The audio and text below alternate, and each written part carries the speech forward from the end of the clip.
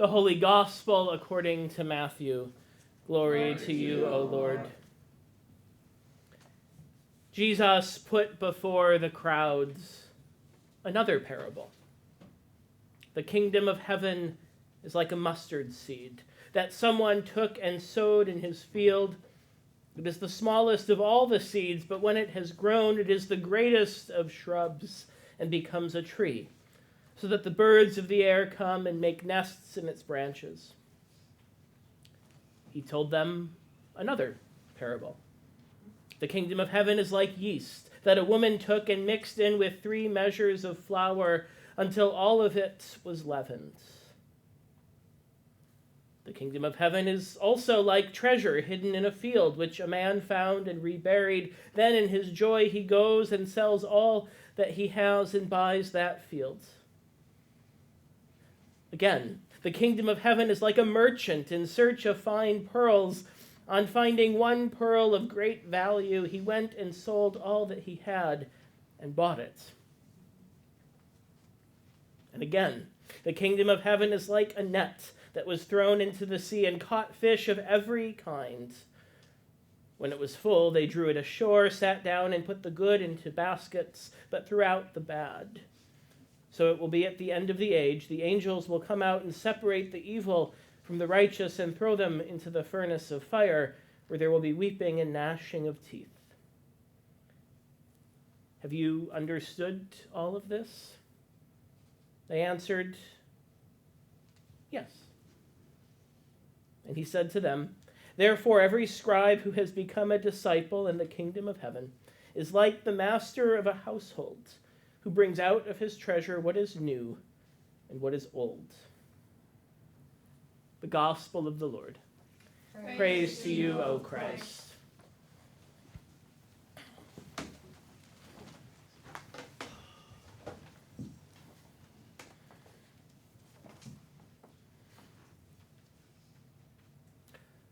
So far, the kingdom of heaven has been like a sower who went out to sow. As they sowed, some seeds fell on the path, others on rocky ground, still others among thorns, and finally others on good soil. And like someone who sowed good seed in her fields, but while everybody else was asleep, an enemy came and sowed weeds among the wheats. Do you want us to go do some weeding? The slaves of the householder ask. No. And then in rapid-fire succession, like a mustard seed, yeast, hidden treasure, a pearl-hunting merchant, a net full of fish. Have you understood all this? I imagine the collective look on the disciples' faces, staring blankly around at each other for a facial cue, a gesture, something, anything. What do we say?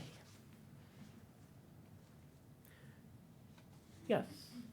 One of them timidly ekes out. Yes, they repeat, another joining in, yes, and another nodding, the collective group think offering a hesitant united front. Have you understood all this? Yes? Yes, definitely yes. I'm not so convinced. And I don't think Jesus was either.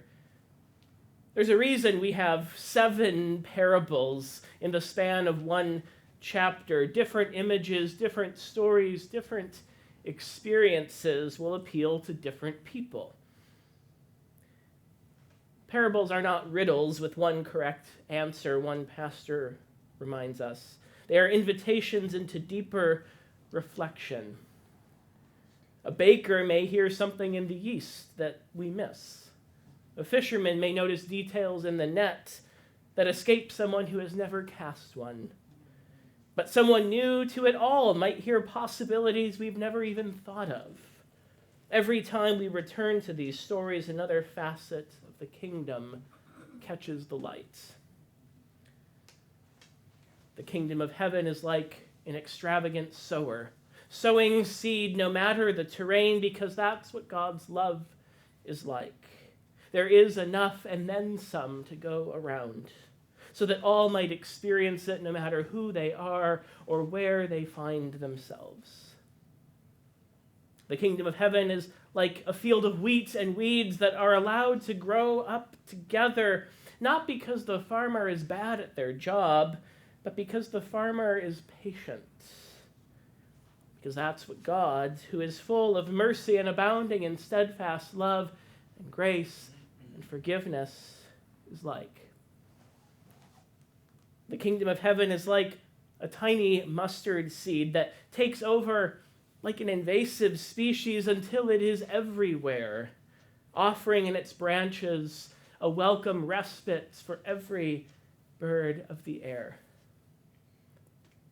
The kingdom of heaven is like a woman who sneaks a handful of yeast into 3 measures, that's about 50 pounds of flour, yielding enough bread to feed the entire neighborhood.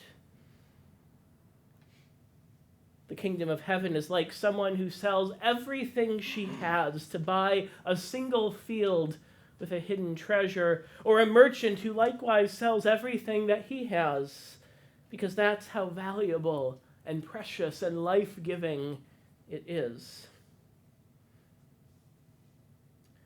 The kingdom of heaven is like a net thrown into the sea, pulling in fish of every kind together before any talk of separation of good and bad.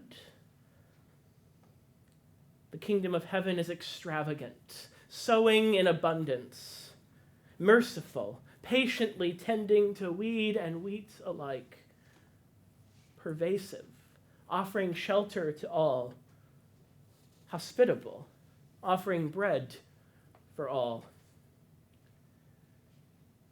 The kingdom of God is hidden in plain sight, among us here, in the ordinary stuff of life, in the places we least expect.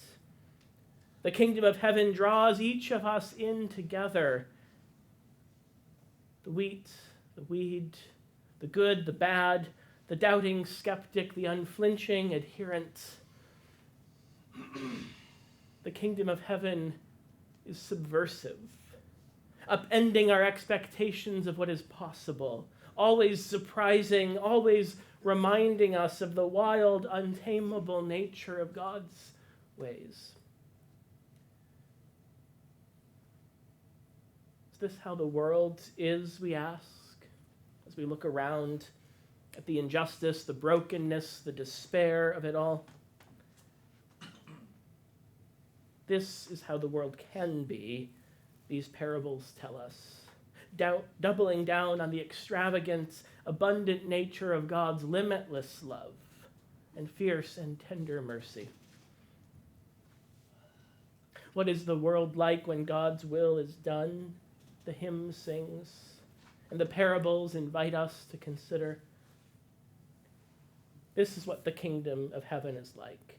Too abundant to put false limits on, too plentiful to be concerned with where it lands or who deserves it, too surprising to be predictable, showing up in the most ordinary of places, in a field, in a kitchen, in the waters, around the table, pointing us to an extraordinary love.